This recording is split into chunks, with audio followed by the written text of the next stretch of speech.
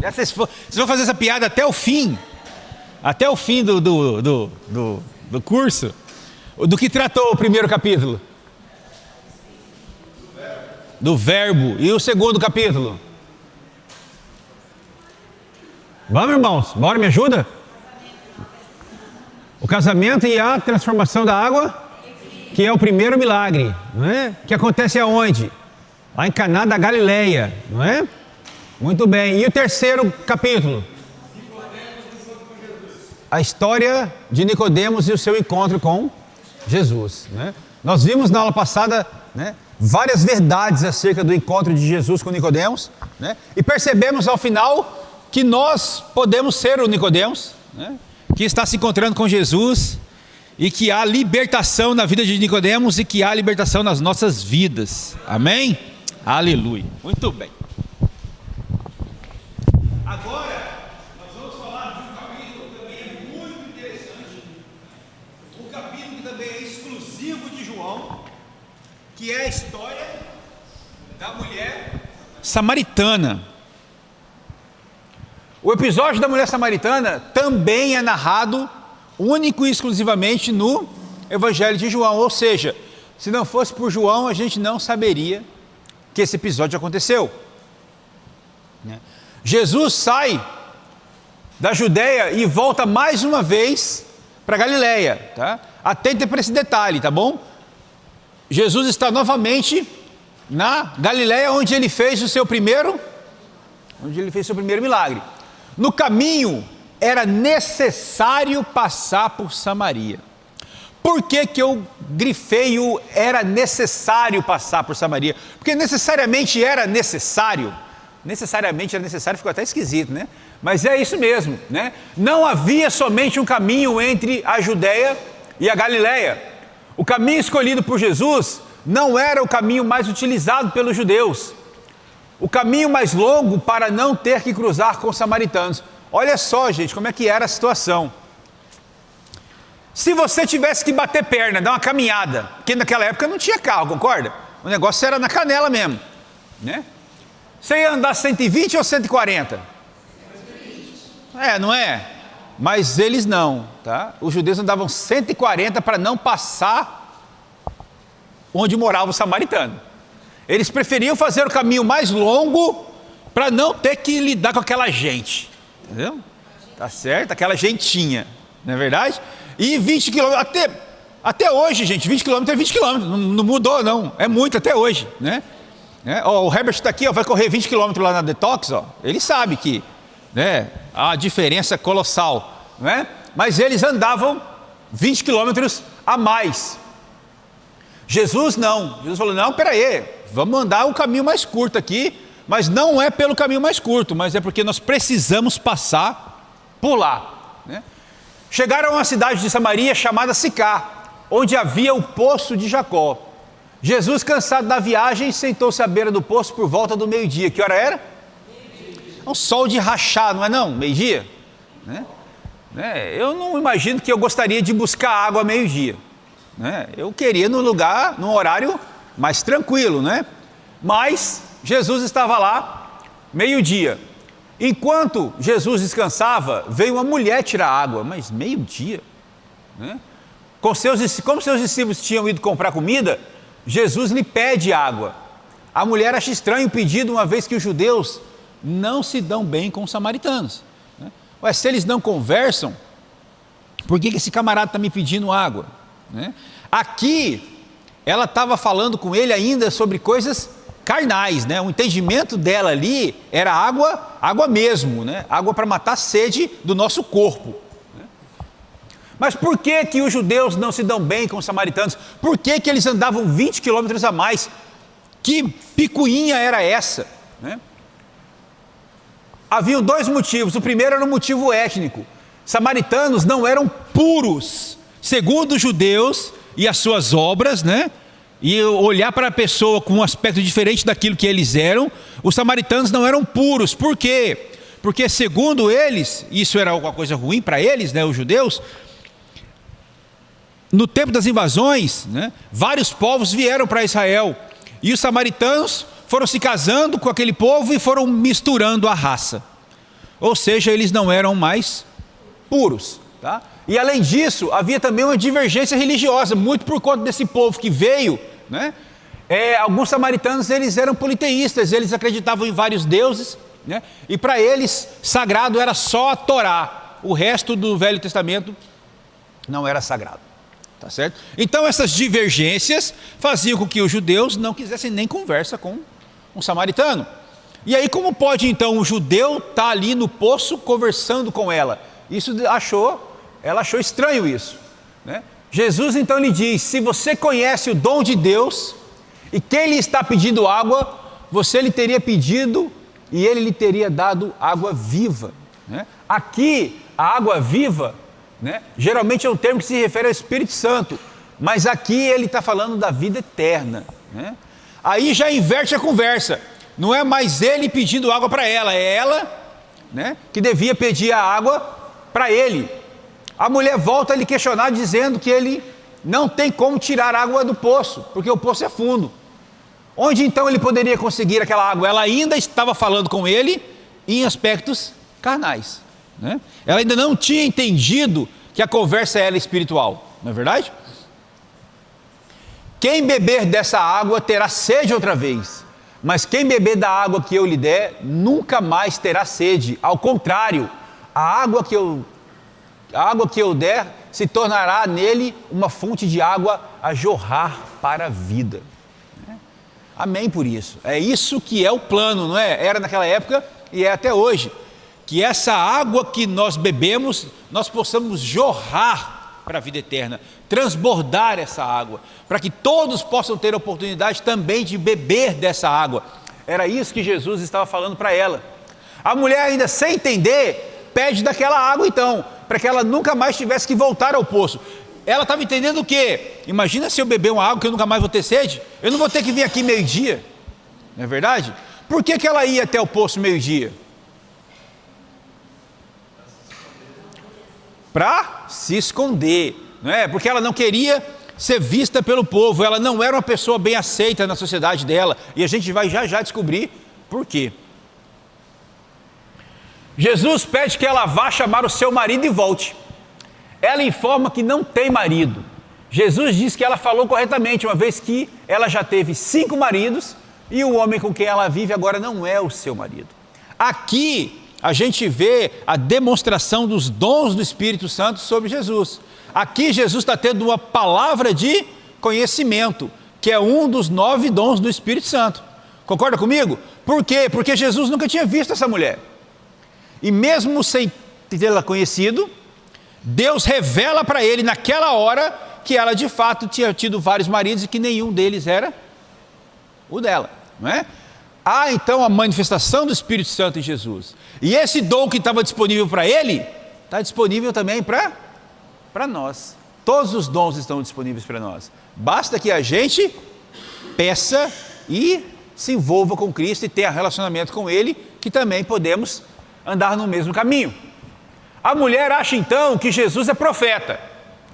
Ele diz que ali naquele monte não é o lugar de adoração dos judeus. O lugar de adoração deles é Jerusalém.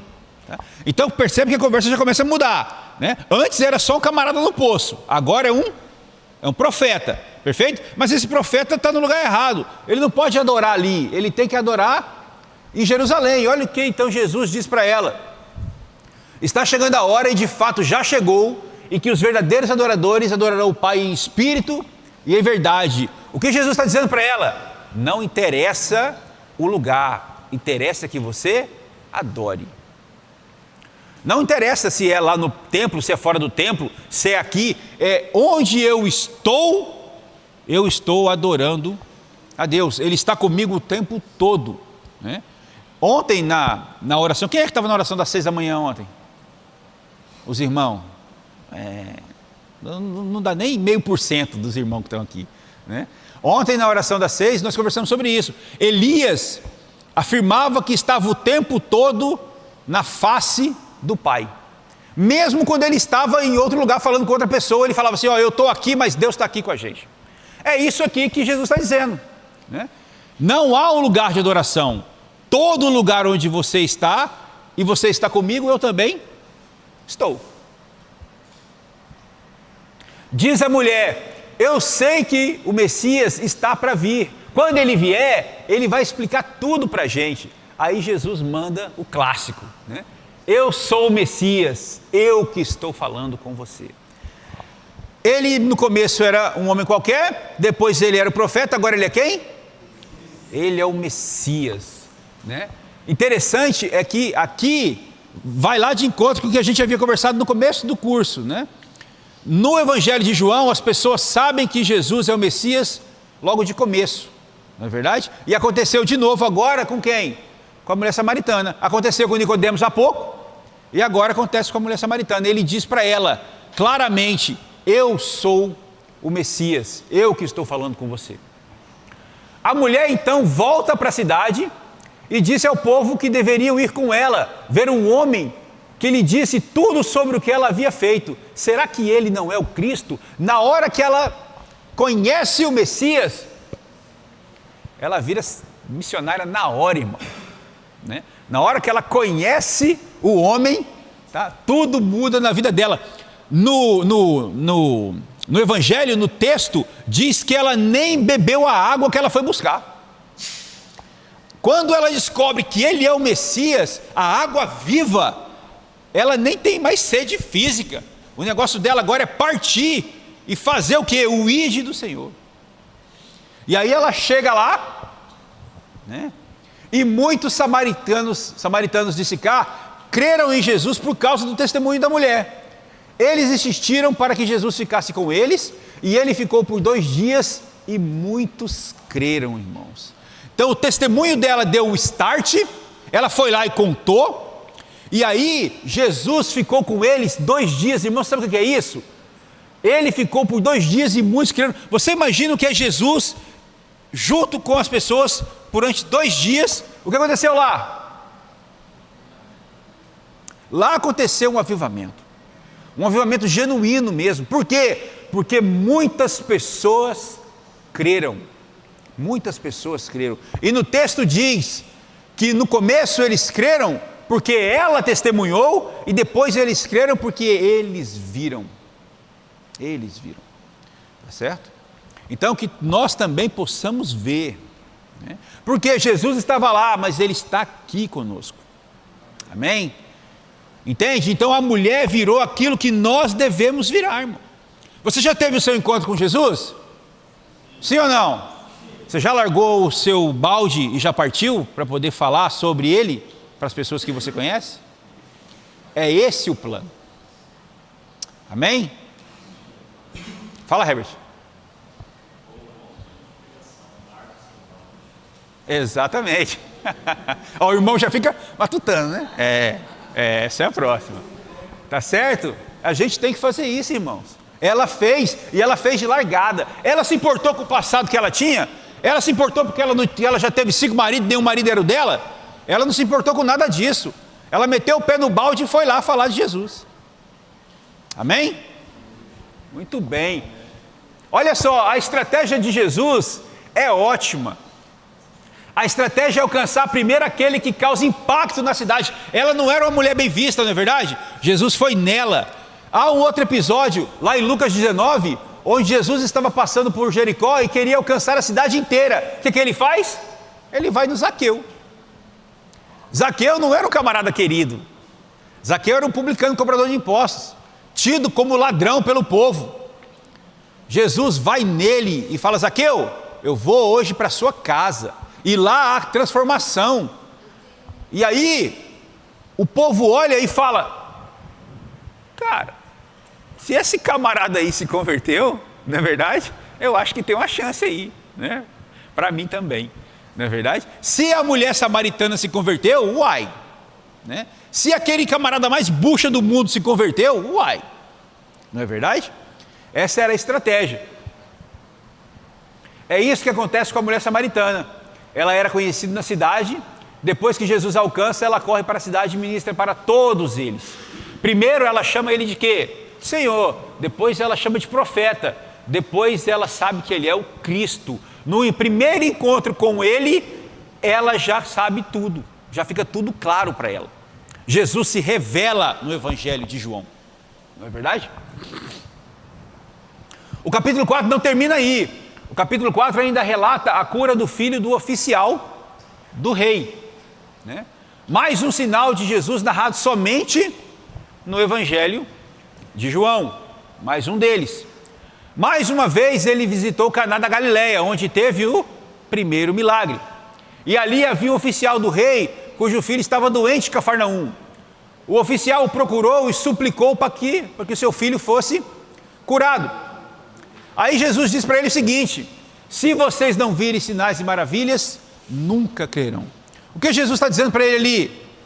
Na verdade, Jesus está dando um sacode nele, né? Está dizendo para ele assim: olha, o fato de eu estar aqui não é o suficiente para você. Você precisa ver sinais e maravilhas. Você está em busca só daquilo que eu posso fazer. Você não está em busca de mim. Será que ainda existe isso hoje, irmão? Será que nós temos ainda isso? Pessoas que estão em busca só do favor de Deus? Não estão interessadas no próprio Cristo? Sim, não é? Desculpa. Mas aqui, o homem era um oficial, provavelmente um alto cargo. Ele recebe esse sapeca aí de Jesus, mas ele continua humilde, tá certo? Ele não fala: não, então, quer saber, deixa isso para lá. Não, ele continua humilde. E aí, o oficial ainda assim pede então para Jesus ir com ele. Mas Jesus disse que o menino ficaria vivo. O oficial acredita na palavra dele e vai embora, e o seu filho de fato fica curado. Então nós temos aqui o segundo milagre, tá, que Jesus realizou depois que veio da Judéia para a Galileia. Tanto o primeiro milagre quanto o segundo foram no mesmo lugar, né, lá em Caná da Galileia. Amém até aqui, irmãos? Amém. Tranquilo? Todos nós vamos chutar o nosso balde?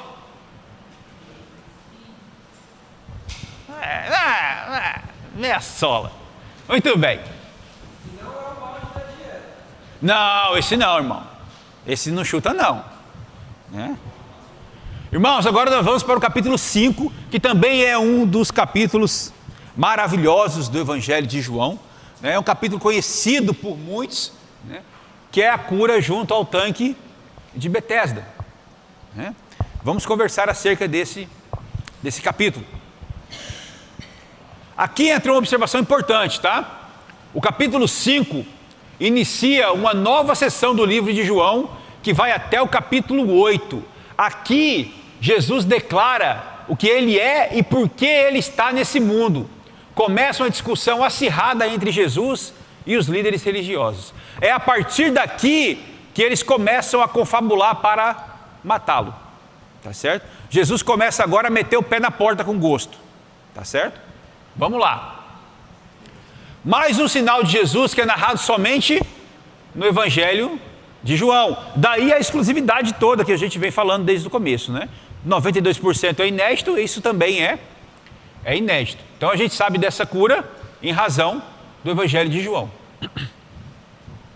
Algum tempo depois, Jesus subiu para Jerusalém para uma festa dos judeus. Perto da porta das ovelhas, há um tanque chamado Betesda. Por que eu frisei aquele A ali? Lá no primeiro dia que nós estivemos aqui juntos, eu disse para vocês que João escreve no passado como se fosse no presente, né? Então, perto das portas das ovelhas, não é que havia um, né, mas há um tanque chamado Betesda. Nele costumava ficar grande número de pessoas doentes e inválidas, cegos, mancos, paralíticos. Eles esperavam o movimento das águas. De vez em quando descia o anjo do Senhor e agitava as águas. O primeiro que entrasse no tanque, depois de agitada, era curado de qualquer doença que tivesse. Por que eu coloquei isso entre colchetes? Porque na verdade esse texto, ele foi adicionado posteriormente por um escriba, a fim de explicar por que um grande número de pessoas ficava à espera ao lado do tanque. Em algumas versões da Bíblia, esse texto aparece entre colchetes para informar que não fazia parte do texto original, ou seja, é um complemento, tá, de alguém para explicar o porquê daquilo ali. Perfeito? Então vamos lá. Um dos que estavam ali era um paralítico há 38 anos. Jesus se aproximou dele e perguntou se ele queria ser curado. O paralítico respondeu que não tinha ninguém que o ajudasse a entrar no tanque. Outro sempre entrava antes dele. Esse paralítico conhecia Jesus? Não. Porque se ele conhecesse, ele falaria de cara, eu quero ser curado. Né? Ele não ia falar que ninguém puxava ele ali para o tanque. A esperança dele naquele momento era o quê? Que Jesus o ajudasse a entrar no tanque, não é verdade? Jesus perguntou se ele queria ser curado. Né? Aqui a gente pode perceber o bom humor do nosso Senhor. Né? Porque é óbvio que o camarada queria ser curado, não é verdade? Contudo, a pergunta tem todo sentido. Por quê? Porque naquela época também as pessoas se valiam da sua condição para poder pedir esmola, tá? Para poder não passar a fome. Né? Então ficava ali, eu quero, né? Da sua condição, né? Difícil, e ficava ali. Contudo, Jesus sabia que essa não era a situação desse homem. Por quê? Porque Jesus foi para ele de forma intencional. Quantas pessoas haviam ali, irmãos? Muitas. Jesus curou todos? Jesus foi nele. Por quê? Porque Deus tinha um plano e Jesus cumpre o plano de Deus. Jesus não estava ali fazendo a vontade dele, Jesus estava ali fazendo a vontade de Deus, e era esse o objetivo. Então Jesus vai nele, especificamente nesse homem. Levante-se, pegue a sua maca e ande. Importante observar aqui, irmãos, que a fé em Jesus é essencial para a cura. Mas aqui o homem nem sabia que Jesus era, e ele foi curado mesmo assim. Né? Isso é incrível, não é verdade? Por quê? Porque Jesus não tem limitação, irmãos. Jesus, nós termos fé é importante, mas sem fé vai também do mesmo jeito. Né? No caso da mulher com fluxo de sangue, Jesus nem esperava por ela simplesmente tocou no manto dele e ela foi curada. Percebe? Jesus pode fazer do jeito que ele quiser. Né? Jesus em geral cura em resposta à fé, mas jamais fica limitado pela falta dela. Aquele homem ali nem conhecia ele, não é verdade? Na verdade ele estava esperando um negócio que nada tinha a ver com Cristo, né? Uma superstição, e mesmo assim Jesus vai lá e fala para ele, levante-se, pegue a sua maca e ande. Ninguém ajudou o homem no tanque de Betesda, ele estava ali há 38 anos, irmãos, ninguém ajudou, tá certo? As pessoas não estão nem aí para as outras. Hoje o que a gente percebe? Que quase nada mudou, irmão. Hoje se você vê alguém necessitado na rua, é mais fácil você ver alguém filmando ele para colocar no TikTok ou no Instagram, não é verdade? Ao invés de ir lá e ajudar o camarada. Dá um acidente, a pessoa cai, os caras vão lá filmar, ao invés de ajudar. Então não mudou muita coisa nesse tempo todo, né? Aqui entendemos que Jesus não passa sem fazer alguma coisa. Porém, tinha um detalhe só nessa história toda aí. Era sábado, irmão. Jesus, o homem estava lá quanto tempo, pessoal? Ele estava lá na segunda? Ele estava lá na quarta-feira? Jesus vai lá no sábado, entendeu? Já para poder chegar e dar-lhe aquela sapecada, né? É sábado, eu imagino que ele levantou e falou assim, Pedro, e aí, cara? Vamos ali fazer um milagre, entendeu? No sabadão, né? É hoje. O que é mais incrível, pessoal, é que aqui a gente vê a religião em ação, cara, né? O homem foi curado, cara. O cara estava 38 anos aleijado e pum, levanta e sai andando com a maca dele na mão. Os camaradas fariseus que estavam ali, ao invés de olhar e falar assim, você viu o que eu vi? Acabou de acontecer um milagre aqui.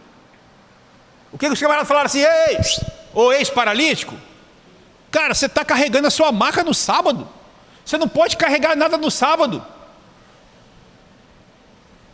Já imaginou isso? O milagre acabou de acontecer ali, e o que interessa para os caras é que o camarada estava trabalhando no sábado, totalmente fora, não tem nenhum senso de amor pelo próximo, isso não existia ali.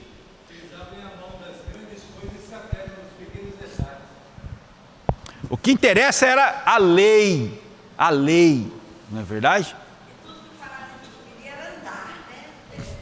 Se libertar, não é verdade? Imagina, não é? Né? Exato. É isso mesmo. É isso mesmo. Eles eram literais, é isso mesmo. né? Eles não queriam saber de nada que pudesse ser uma diferença daquilo que estava escrito, né? Escrito mesmo, tá? O tanque de Betesda representa o que as pessoas fazem hoje: tentar usar coisas para suprir o lugar de Deus. Não devemos acreditar em superstições, irmãos. Quando estamos precisando de cura, vamos até Jesus ou estamos sentados perto do tanque, né? Nós vamos direto ao Pai, irmão. Tudo foi feito por Ele, tá certo? Quando você vê alguém fazendo algum tipo de penitência ou coisa assim, o que ela está fazendo? Ela está invalidando o que Cristo fez. Senhor, aquilo que o Senhor fez, o seu sacrifício na cruz do Calvário não foi suficiente. Eu preciso carregar uma cruz agora daqui em Porto Velho, arrastando um pedaço de IP nas costas. Por quê? Porque o que o Senhor fez não valeu. Eu preciso subir uma escadaria imensa de joelho, porque o que o Senhor fez não foi o suficiente. Eu tenho que fazer. Eles não entendiam isso, né? A gente viu isso no capítulo passado. Eles não entendiam como a prostituta poderia alcançar o reino de Deus e um fariseu podia estar junto com ela, entrando de mão dada, os dois juntos no céu. Como é que pode isso? Onde é que estão as minhas obras? Onde é que está aquilo que eu sou na frente de todo mundo, orando alto na sinagoga para que todos pudessem ver? Fala, irmão.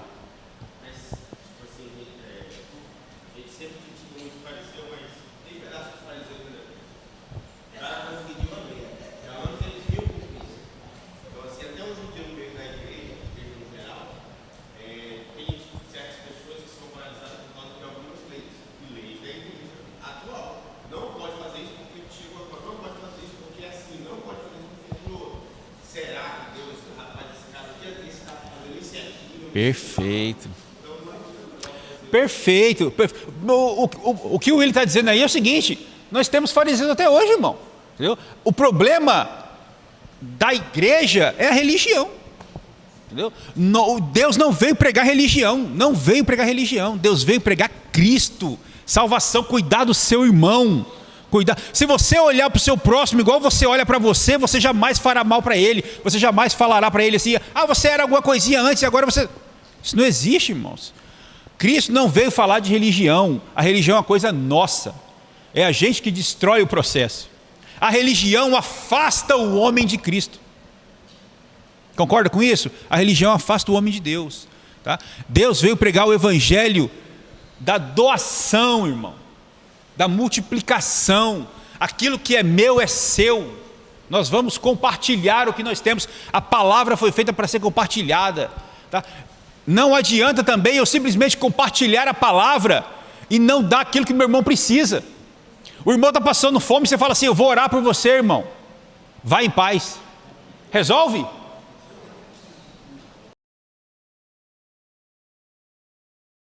Vida. E vamos orar para que Deus abençoe a sua vida. Entendeu? Fé, a gente não precisa das ações, irmãos, mas a gente precisa delas.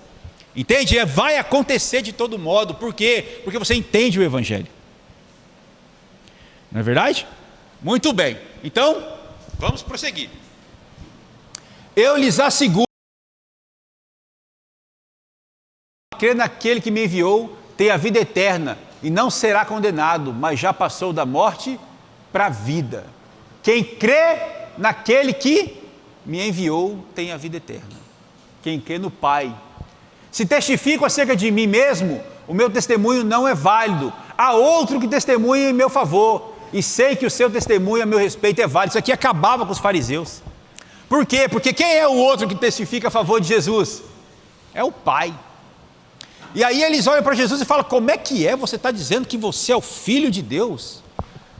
Você está dizendo uma heresia dessa, né? E aí começavam as provocações todas que eles tinham, né?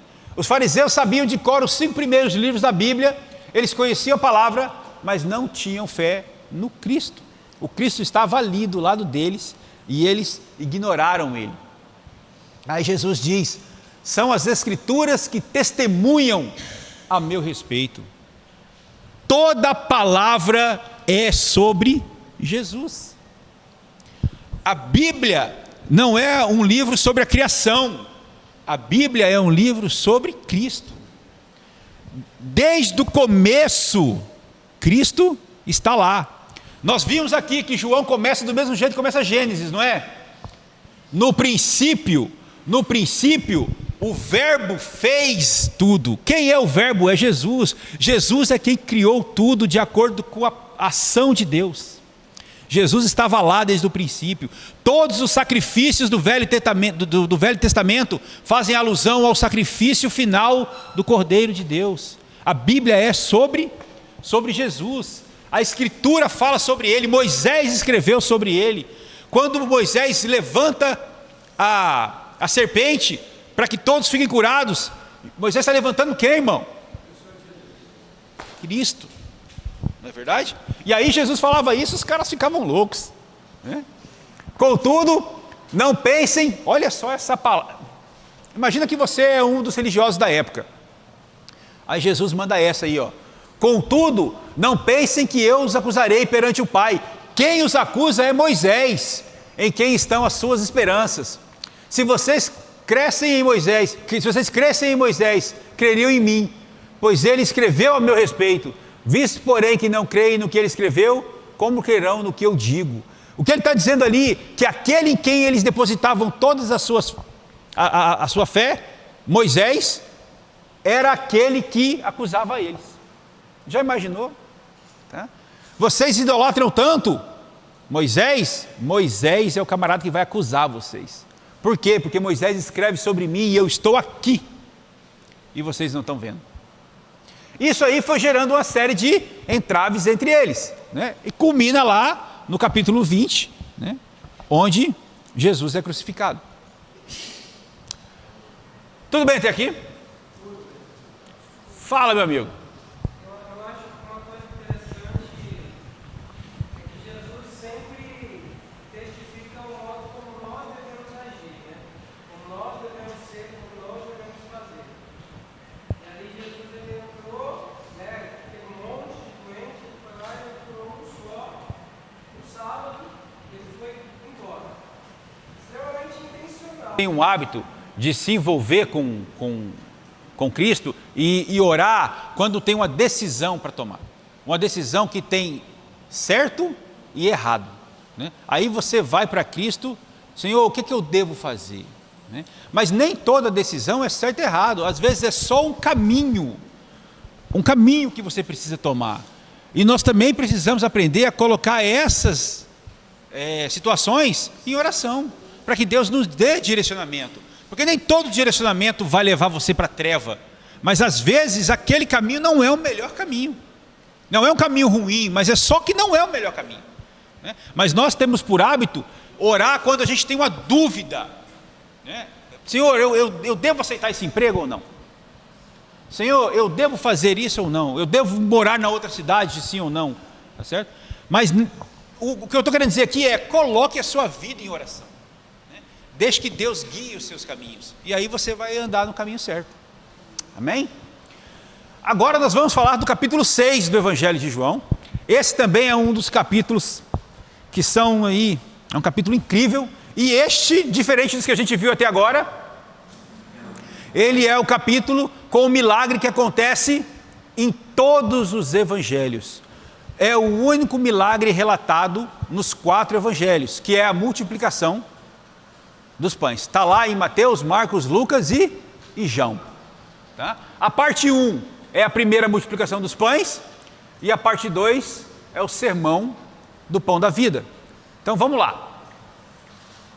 Como eu disse, né, esse é o único sinal de Jesus registrado que está presente nos 4 evangelhos. Vamos lá, pessoal. Algum tempo depois, Jesus partiu para outra margem do mar da Galileia, e grande multidão o seguia por causa dos milagres que ele tinha realizado. Por que a multidão seguia? Por causa dos benefícios. Não é verdade? Só por isso. Ninguém seguia Cristo por causa de Cristo, né? Ali o interesse era os benefícios. Quando Jesus viu toda aquela gente, perguntou a Filipe: onde compraremos pão para esse povo todo comer? Aí Filipe vai lá e diz: nem com 200 denários se pode comprar pão suficiente para que cada um receba um pedaço. André diz: havia um garoto ali com 5 pães e 2 peixes. Mas o que é isso para tanta gente? Eles já tinham visto Jesus fazer milagres? Já, não é? Mas ainda assim, eles estavam olhando para o aspecto humano da situação. Cara, Professor, essa pergunta de Jesus foi assim, pertinente, porque ele sabia o que ia fazer, né? claro, ele sabia. Onde vamos comprar comida? Sim, o plano dele era testar. Inclusive, na segunda vez, porque a gente sabe que tem 2 multiplicações, não tem? Na segunda vez ele faz de novo. E o pessoal ainda não havia entendido, mesmo visto a primeira multiplicação. Fala aí, rapaz, a gente só tem 7 pães, cara. Na verdade, o que Filipe devia fazer? Jesus, cara, faz de novo aquele negócio, cara. Aquele negócio que o senhor fez foi incrível, cara. Já imaginou? Vai ser um monte de gente agora, vai sobrar comida. Não, eles já tinham visto um milagre acontecer. Aqui a gente dá um desconto, não é? Pô, não tinham visto ainda esse milagre. Tinham visto vários outros, mas não de multiplicação, né? Ainda assim, eles não creram, mas Jesus foi intencional. Tudo era intencional, né? Tinham 5.000 homens lá, pessoal, né? Esses 5.000 homens, a gente faz uma conta aí, que tinha mais ou menos umas 20.000 pessoas, não é? Por quê? Porque tinha o homem, tinha a sua esposa e tinha aquele monte de barrigudinho colado nele, não é verdade? Então a gente tem aí 20.000 pessoas, todos comeram e sobrou, irmão. Juntem tudo para que nada seja desperdiçado. Sobrou ainda 12 cestos de pães, tá certo? O que a gente aprende aqui, irmãos? Como você imagina que esse milagre aconteceu? Eu imagino que esse milagre ia acontecendo conforme o pão ia passando de mão em mão. Ele usou os discípulos para fazer o milagre. Eles foram o recurso de Jesus. Conforme eles iam entregando os pães iam se multiplicando, tá? Isso nos faz entender que nós somos o recurso que Jesus precisa. Se nós estivermos disponíveis, a obra será feita, o milagre irá acontecer. Por quê? Porque nós estamos à disposição do reino. Amém? Esse é o nosso plano. Esse é o nosso plano. Ser um recurso de Jesus, tá? Outra coisa importante que a gente aprende aqui, como é que Jesus fez o milagre? Primeiro ele recebe, depois ele dá graça, depois ele compartilha, irmão. Onde que a multiplicação acontece? No compartilhar. O que a gente aprende com isso? Compartilhe aquilo que é seu, irmão. Não retenha a bênção. A bênção foi feita para ser compartilhada. Quando você vai ter multiplicação na sua vida? Quando você se desprender daquilo que é seu. Aquilo que é seu não é seu, foi Deus que te deu. Por que as pessoas têm dificuldade de devolver o dízimo? Porque o dinheiro é meu. Por que as pessoas têm dificuldade em dar uma oferta? Porque o dinheiro é meu. Irmão, não tem nada seu. Você está respirando aí porque Deus permitiu que você acordasse hoje de manhã. Não tem nada seu. Não é verdade? Tudo é dele. E quando ele compartilhou os 5 pães e os 2 peixes, todos comeram. O que a gente também aprende aqui, que a organização no compartilhar, ele manda sentar todo mundo em grupo. Faça as coisas de forma organizada, tá? Não sai simplesmente fazendo por fazer, Deus não quer nada disso. Vamos trabalhar com excelência. E outra coisa que a gente aprende aqui é o quê? Não desperdício, irmão. Jesus podia multiplicar o pão de novo? Por que ele pede para guardar então?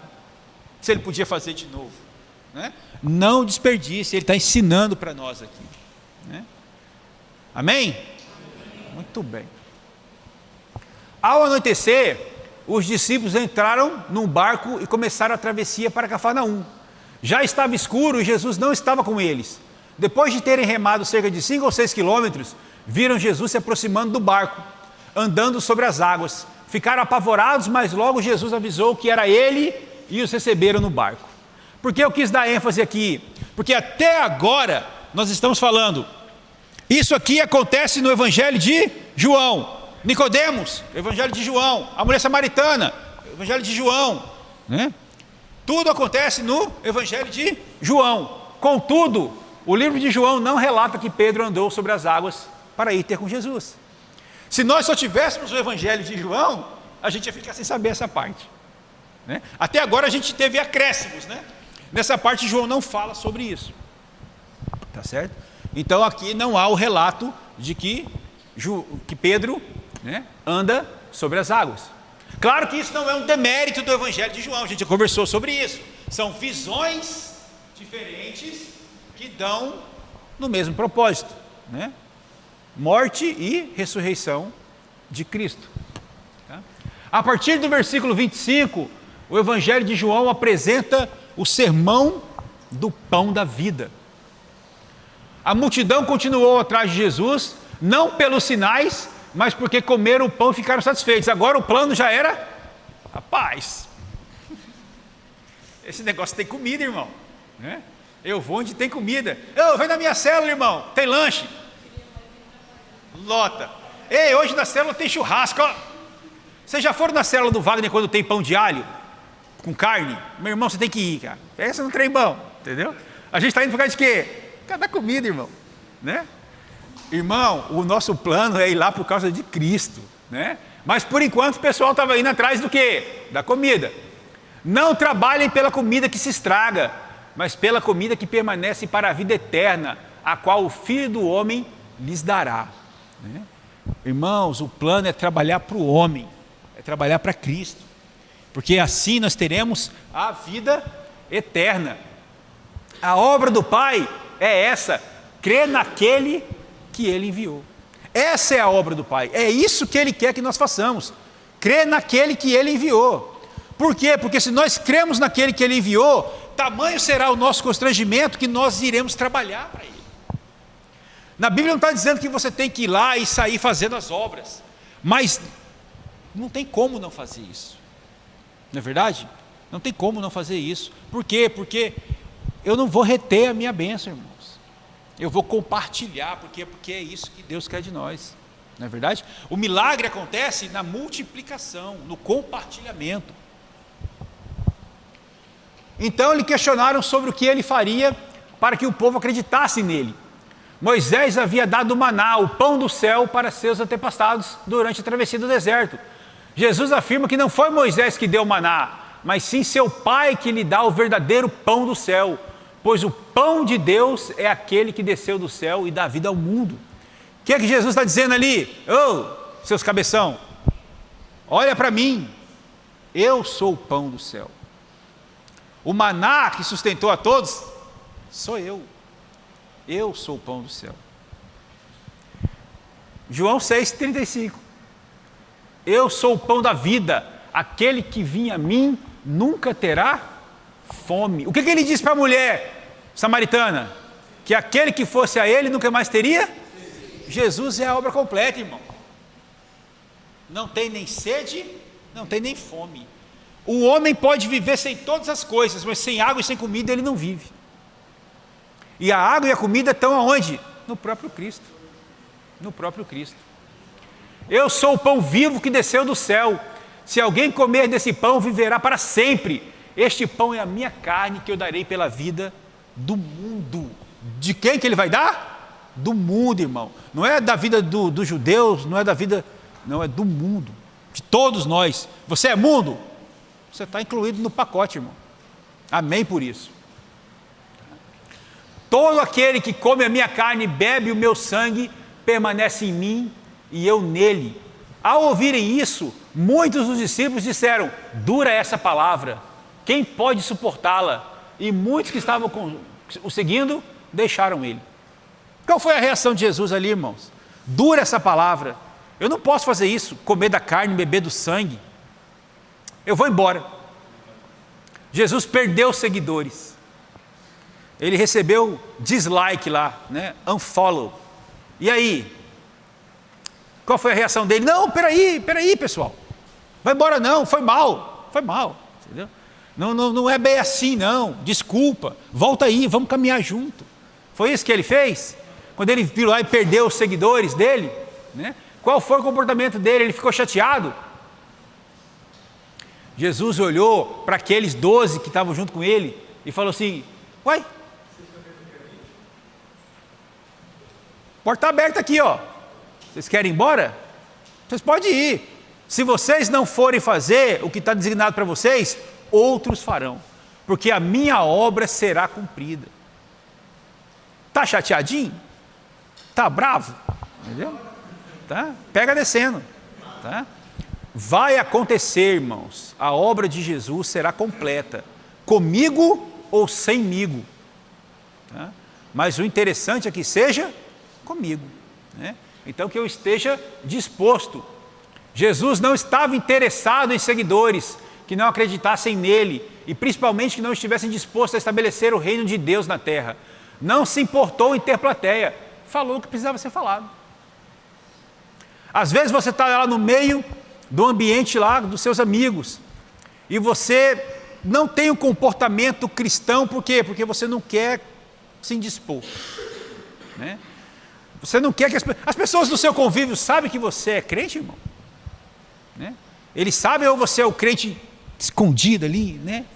Na surdina, né? Como é que funciona isso na sua vida, né? Nós precisamos falar o que tem que ser dito, irmãos. E muito além de falar o que tem que ser dito, a gente tem que fazer o que tem que ser dito, né? Porque quando a gente faz, a gente não precisa nem falar, né? Amém? Amém, muito bem, né? Foi então que Pedro falou uma das frases mais célebres do Novo Testamento. O que Pedro falou, irmãos? Senhor, para quem nós iremos? Só tu tens as palavras de vida eterna. Nós cremos e sabemos que és o Santo de Deus. Para quem que eu vou?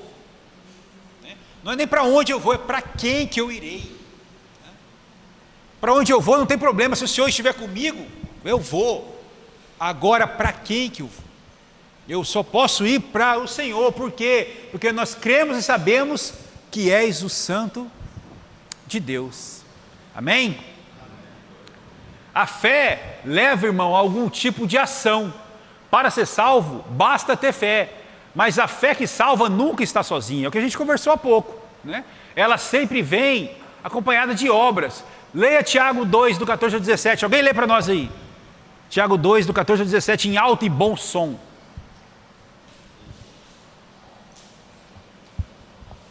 E assim também a fé, se não tiver obra, por si mesmo é morta.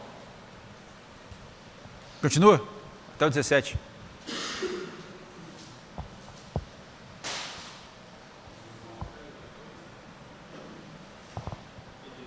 Mas alguém dirá: tu tens fé e eu tenho obras. Mostra-me esta fé sem as obras, e eu, com as obras, te mostrarei a fé. Crês tu que Deus é um só? Faz o bem? Até os demônios creem e tremem. Tu, pois, queres, pois, ficar certo, ó homem insensato, e de fé? E de que a fé sem as obras é inoperante? Não foi por obras que Abraão, nosso pai, foi justificado quando ofereceu sobre o altar o seu próprio filho Isaque? Vês também que a fé opera juntamente com as suas obras. Com efeito, foi pela obra que a fé se consumou. Você leu de qual a qual aí? Você leu do 17 para frente, né? Era do 14 ao 17.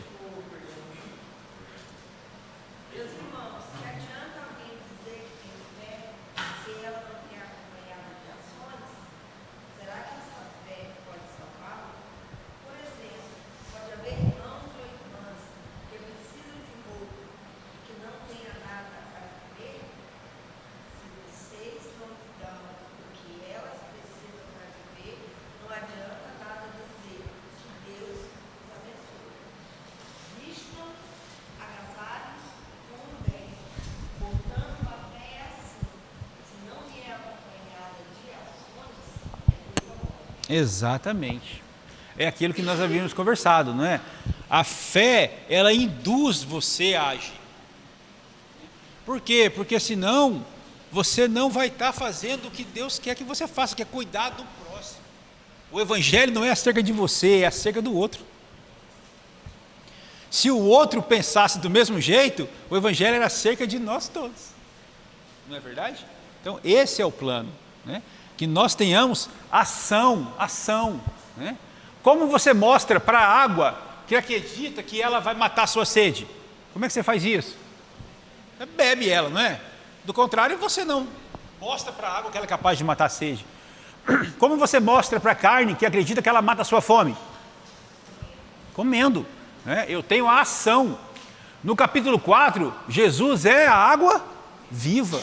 E no capítulo 6, ele é o pão da vida. Ele é tudo aquilo que você precisa. Ele é tudo aquilo que nós precisamos, irmãos. O que basta é que nós creiamos nele. Porque uma vez que eu creio nele, eu vou caminhar na sua direção e eu vou fazer as obras que ele tem para a minha vida. Eu vou descansar nele, eu vou trabalhar para ele. E isso vai ser um fardo para a minha vida? Não. Vai ser uma honra poder ser escolhido por Cristo e caminhar junto com ele. Amém? Muito bem, irmãos.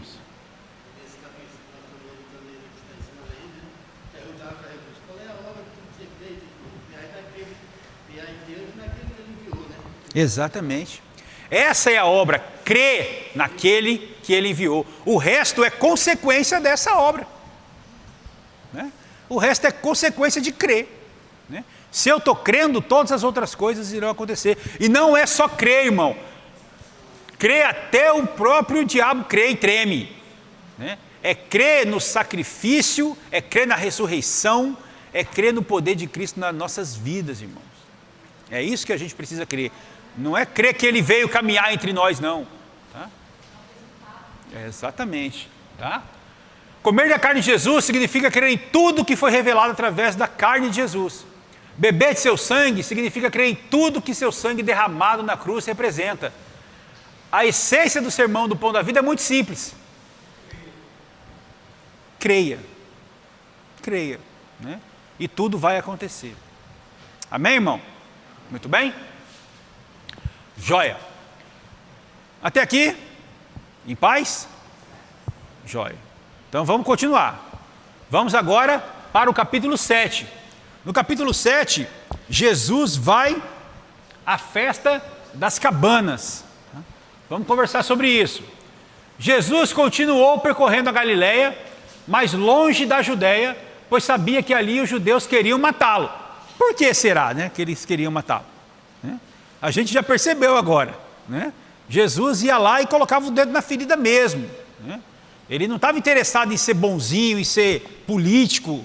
Não. Ele veio para implantar o reino, irmão. E isso ia fazer com que algumas pessoas não, né, levassem ele em consideração, não é verdade? Aproximando-se a festa judaica das cabanas, seus irmãos lhe orientaram a ir para a Judéia para que seus discípulos pudessem ver as obras que ele fazia. Jesus disse que ainda não era chegado o seu tempo e pediu que seus irmãos fossem sem ele. Contudo, depois que seus irmãos foram à festa, ele também foi. Por que os irmãos deles queriam que ele fosse? Vai lá, se mostra lá. Né? Deixa as pessoas verem você. Né? Jesus sabia que o tempo dele ia chegar na hora apropriada. Né? Podem ir. Tá? Depois ele mesmo foi. Que festa judaica das cabanas é essa, irmãos? A festa das cabanas também é conhecida como festa dos tabernáculos. É a grande festa do ano judaico, celebra o fim das colheitas e comemora a bondade de Deus ao povo durante a peregrinação no deserto, após a libertação da escravidão no Egito. A festa dura 7 dias e está detalhada lá no livro de Levítico. Tá? Então depois vocês leem um pouco mais sobre isso. Tá? Quando a festa estava na metade, Jesus subiu ao templo e começou a ensinar. Os judeus ficavam admirados com a sua instrução, sem que ele tivesse estudado. E Jesus dizia: o meu ensino não vem de mim mesmo, vem daquele que me enviou. Né? Novamente, Jesus estava ali, trazendo contenda ao arraial. Né? Mas como assim aquele que te enviou? Quem é que te enviou se você não tem estudo nenhum? Se você não... Eu vim do Pai, irmãos. Aquele que fala por si mesmo busca a sua própria glória, mas aquele que busca a glória de quem o enviou, este é verdadeiro. Quem enviou ele, irmãos? O Pai. Então o que ele falava era verdade. Jesus diz que fez um milagre e todos ficaram admirados. No entanto, quando fez um milagre no sábado e curou completamente um homem, todos o condenaram. mas eles próprios, para seguir a lei de Moisés, circuncidavam no sábado. Se eles podem circuncidar no sábado, por que Jesus não pode curar no sábado? Hipócritas. Hipócritas. Por que para você vale, para mim não vale? Então na sua situação pode, na minha não pode.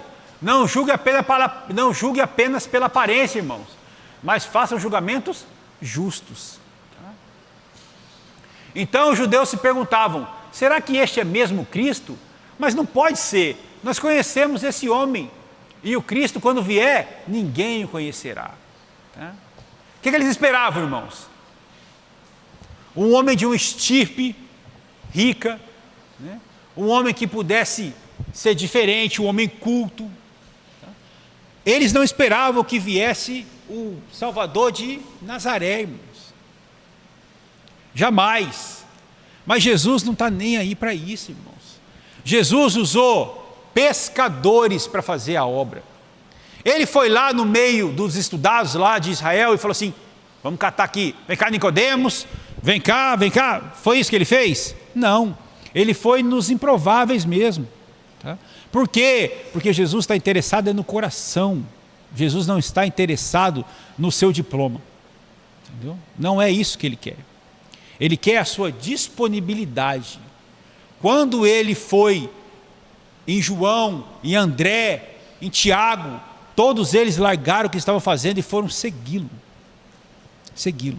Ele quer o quê? Que você vá segui-lo. Quando ele contou para Nicodemos quem ele era, Nicodemos largou tudo e foi segui-lo? Não foi, irmãos. Entende? Sim, vocês me conhecem e sabem de onde eu sou. Eu não estou aqui por mim mesmo, mas aquele que me enviou é verdadeiro. Vocês não conhecem, mas eu conheço, porque veio da parte dele e ele me enviou. Isso aqui, irmãos, era ofensa. Tá? Por quê? Porque não estava escrito nada disso. Tá? E eles acreditavam na palavra escrita, e Jesus via para dizer para eles, meu irmão, eu sou o Messias. Eu estou aqui para cumprir a palavra do nosso Senhor Deus, e eu estou aqui para poder pregar o Evangelho e implantar o reino. Tentaram prendê-lo, mas ninguém lhe pôs as mãos, porque a sua hora ainda não havia chegado, o tempo dele ainda não estava, né, concluído aqui. Nos últimos dias da festa, Jesus se levantou e disse em alta voz, se alguém tem sede, venha a mim e beba. Quem crer em mim, como diz a Escritura, do seu interior fluirão rios de águas vivas. Como diz as Escrituras, eu estou aqui porque as Escrituras falavam a meu respeito. Eu estou aqui porque eu estou lá na palavra. Uns acreditavam que ele era o Cristo, contudo, muitos tinham questionamento. Como pode o Cristo vir da Galileia? O Cristo não é um descendente de Davi, ele não virá de Belém, ele não será um grande homem. Como pode o Cristo ser esse camarada aí? Eu conheço o pai dele, eu conheço a mãe dele, ele vive entre nós, cresceu aqui com a gente. Como pode?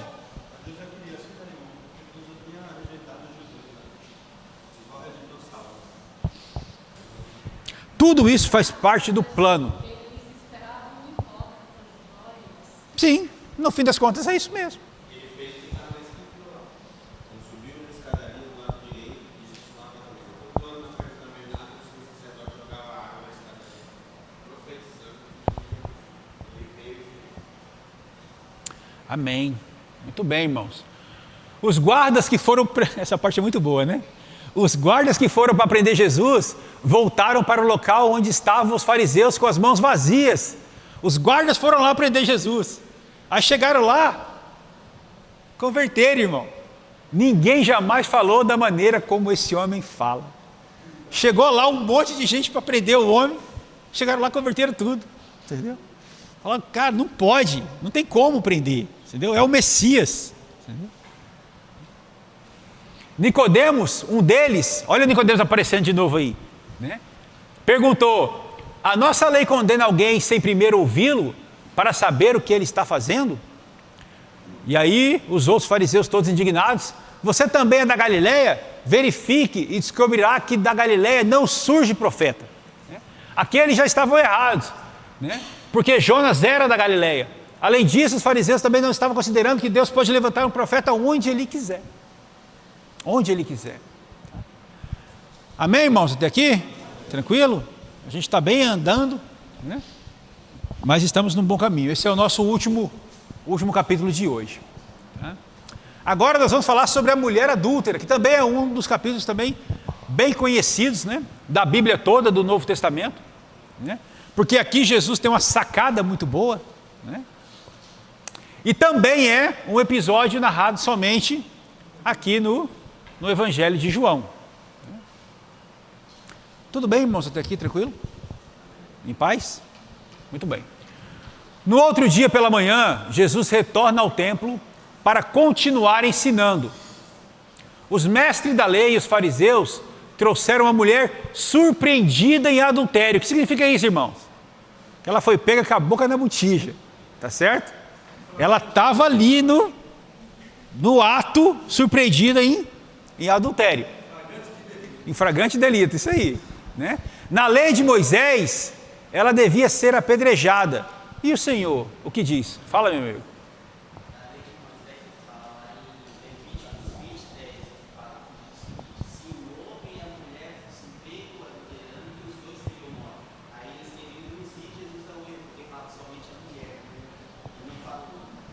Muito bem. Aí, tá vendo? A gente tem uns irmãos aí no caminho, né? Olha só. Os romanos não permitiam que os judeus executassem a pena de morte. Se Jesus diz que ela deveria ser apedrejada, estaria entrando em conflito com os romanos. Se Jesus diz que ela poderia ser livre, estaria entrando em conflito com a lei de Moisés. Eles tinham colocado Jesus numa situação difícil, né? Esse era o plano, né? E aí, Jesus, o que é que a gente faz com essa mulher aqui? É nessa oportunidade que Jesus profere uma outra frase célebre das Escrituras. João 8, versículo 7. Se algum de vocês estiver sem pecado, seja o primeiro a atirar a pedra. Se algum de vocês estiver 100% aí, soca-lhe a pedrada nessa adúltera. Surpreendida em adultério, numa situação bem desconfortável, ela devia estar ali. Vai lá. Ainda bem que nessa hora aqui, não teve nenhum hipócrita, né? Eu estou sem pecado. Não. Todos fizeram análise da sua consciência e descobriram o quê? Que todo homem é pecador, irmão. Naquela época e nessa época. Tá certo? Só não vai haver mais pecado, irmão, quando todos nós estivermos na glória. Lá não há pecado. Mas enquanto a gente não chega lá, perfeito? E aí o que aconteceu com essa mulher? Ela estava numa situação bem difícil, não estava? Todos saíram, ficando apenas Jesus e a mulher. Ninguém lhe condenou?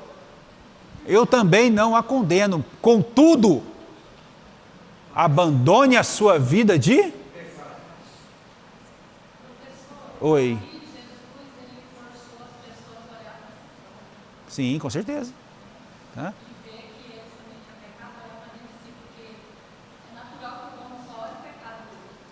Mas uma coisa importante também que aconteceu aqui é, ele banalizou o pecado dela? Não, ele diz para ela o seguinte: abandone a sua vida de pecado, irmãos. O que ele está dizendo para nós aqui? Irmão, você pode pecar, mas você não pode viver na prática do pecado. A iniquidade não pode fazer parte da vida do cristão. Tá? Aquele pecadinho de estimação que você tem aí, que você leva ele para onde você vai, esse pecado aí você não pode viver com ele. Ela era uma mulher adúltera, provavelmente ela devia ter adulterado já outras vezes, não é verdade? E aí o que acontece? Esse seu pecado está perdoado, irmã, mas abandone essa sua vida de pecado. Nós cristãos, nós pecamos, mas isso não pode ser uma prática da nossa vida, irmão, né? O cristão, ele peca de forma involuntária. Ixi, rapaz, falhou. Já o Espírito Santo te incomoda na hora, você já pede perdão, já fica a situação constrangedora de você com o Espírito Santo. Já passou por isso?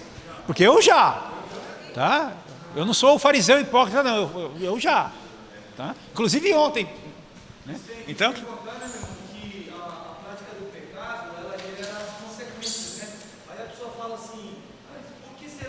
está acontecendo comigo? Por que será que isso aconteceu comigo e eu estava bem e agora está de novo? Estou vivendo um amigo que está numa situação, passou por... O Evangelho não é água com açúcar, irmãos. O Evangelho requer obediência, o Evangelho requer renúncia, o Evangelho requer que você venha aqui no domingo de manhã, quando você podia estar dormindo, o Evangelho requer que você acorde de madrugada para orar, o Evangelho requer que você jejue, o Evangelho requer de você uma série de coisas que o mundo não está disposto a dar, entende? Não funciona assim, irmãos, tá? Hein? Quantas vezes, irmãos, quantas vezes eu tive a oportunidade de me render a Cristo e não me rendi? A minha mulher orou por mim 10 anos. 10 anos casados.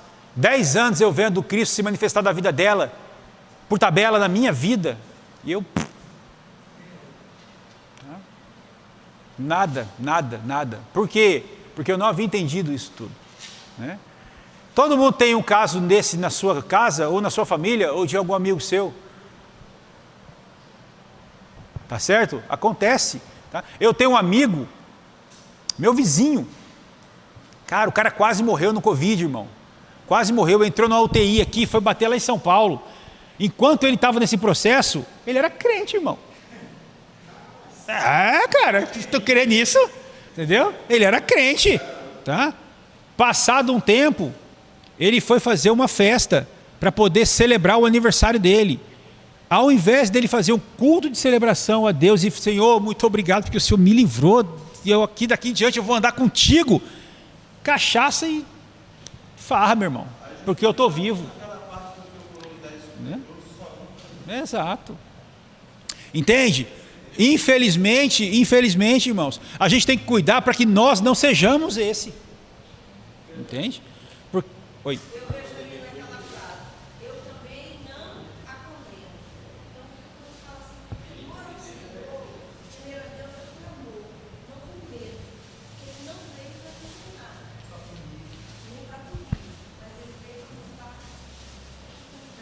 Amém. Mas vá e não peques mais, porque se eles surpreenderem você de novo em adultério, eu não vou estar aqui não, irmão. Entendeu? Tá? Tá vendo? Então, que nós peguemos isso aqui para a nossa própria vida, né?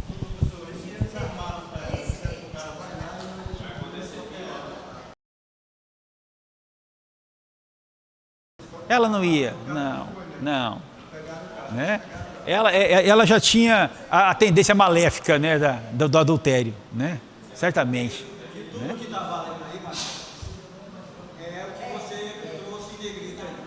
Vá e não peques mais. Porque se você continuar pegando deliberadamente, o que sentido vai fazer você não levar pedradas? Deus te proteger das pedradas, se você continua ainda a fazer aquele seu pecado.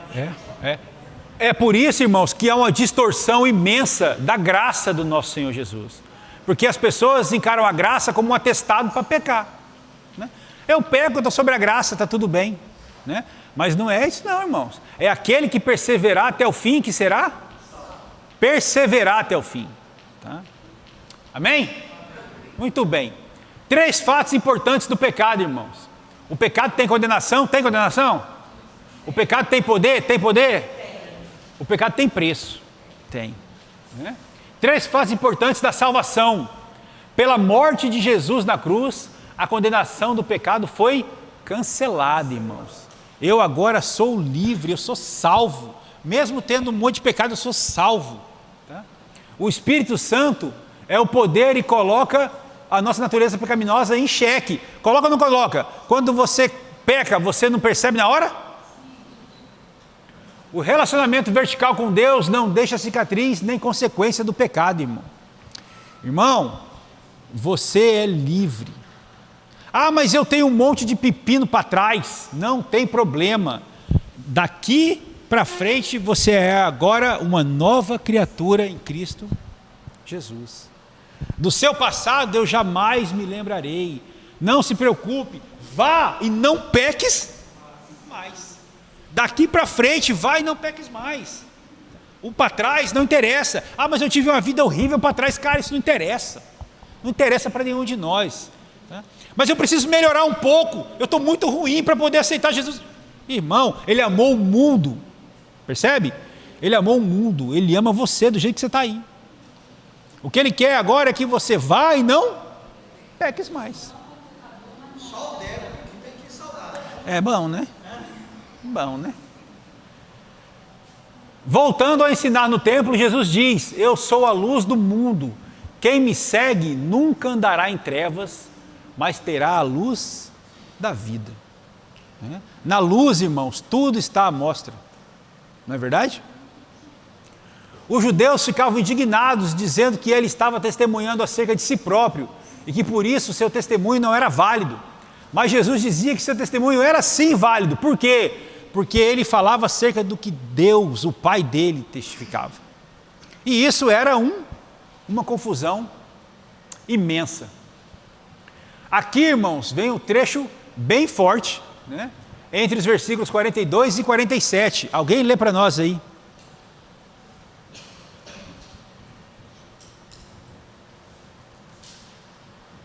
Lê para nós em alto e bom som. Não, imagina lá, o povo cheio de justiça própria, todos crendo na Torá, né? A palavra escrita, e aí Jesus vem e fala que ele é seu filho de quem? Filho do diabo, irmãos.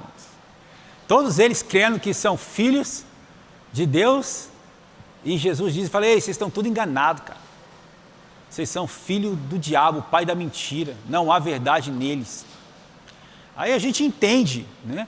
Por que as coisas chegaram onde chegaram, né? Porque Jesus já vem plantando a discórdia desde o começo, né?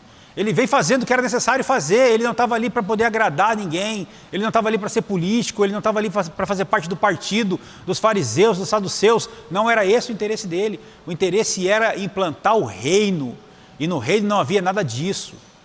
E aí quando ele vai lá e atesta isso para as pessoas ficavam todas muito ofendidas, não é verdade? Mas ele não estava nem aí, o que ele fazia? Ele abria a porta e falava assim, está satisfeito não? Pega descendo, né? Vai embora, tá certo? Eu vim aqui para fazer aquilo que o Pai me enviou para fazer. No capítulo 8, Jesus é o Filho que liberta o povo e que não suporta ver as pessoas escravizadas. No capítulo 8, a fé aparece em 3 fases. Primeiro você crê, em seguida você segue, depois você é livre. Não é você é livre e depois você crê e você segue. Você vai do jeito que você está, irmão. A mulher samaritana foi do jeito que estava. Tá? A mulher surpreendida de adultério foi do jeito que estava. Vai, creia e depois você vai ser transformado. A transformação virá, irmãos. Tá? Eu vivia com medo do evangelho porque eu achava que eu ia ter que deixar de fazer as coisas que eu gostava de fazer. Quando eu olhei para trás, já era tudo diferente. Sabe? O que eu gosto de fazer hoje é estar com os irmãos. Sabe? É viver o reino, né? É estar junto. Né? É ter o meu relacionamento vertical com Cristo, o relacionamento horizontal com os irmãos. Isso é satisfatório para mim hoje. Né? É viver o reino. Você acha que eu sinto falta das outras coisas? Sinto falta de nada. Todas as coisas que eu preciso estão sendo acrescentadas. Amém? No fim do capítulo, Jesus se revela como sendo Deus. Eu lhes afirmo que antes de Abraão nascer, eu sou. Eu sou, irmãos, não tem nada a ver com o tempo. Eu sou não tem a ver com o passado, não tem a ver com o futuro, não tem a ver com o presente. Eu sou é eterno. Eu sou, muito antes de tudo, eu sou. Lá no começo, Gênesis 1:1, eu sou. Amém, irmãos? Tranquilo até aqui? Hoje a gente andou bastante, né? Cumprimos o nosso objetivo. Na próxima aula nós vamos dar continuidade, né? Jesus cura um cego de nascença e assim a gente vai adiante. Tudo bem até aqui? Maravilha, irmãos, vamos levantar, vamos ter uma palavra de oração. Jesus, aproveita o embalo e ora por nós, irmão.